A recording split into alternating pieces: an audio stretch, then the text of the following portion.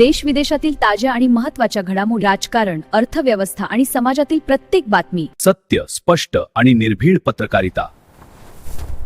आपण पाहत आहात एन मराठी न्यूज. नमस्कार, एन मराठी न्यूजमध्ये आपले स्वागत आहे.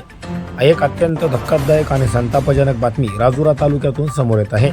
सास्ती चेकपोस्ट परिसरात एका ट्रकला भीषण आग लागल्याची घटना घडली आहे. आगीच्या ज्वाळा आणि धुराचे लोट इतके भयानक होते की संपूर्ण परिसरात घबराट पसरली.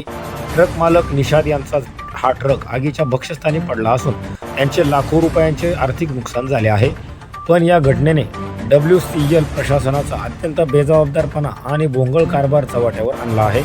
धक्कादायक बाब म्हणजे घटनास्थळापासून हाकेच्या अंतरावर धोपटाळा RC म्हणजेच रेस्क्यू सेंटरचे कार्यालय आहे.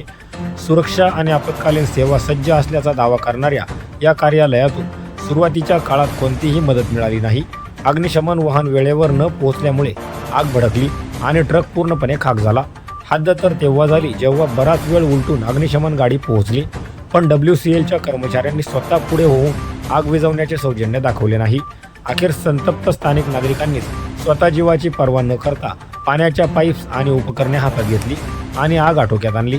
सुदैवाने यात कोणतीही जीवितहानी झाली नाही, पण सुरक्षेचा आव आणणाऱ्या WCLच्या त्रुटी आज चव्हाट्यावर आल्या आहेत. या प्रकरणाची सखोल चौकशी करून जबाबदार अधिकाऱ्यांवर कारवाई होणार का, हाच प्रश्न आता राजुरा तालुक्यातील जनता विचारत आहे.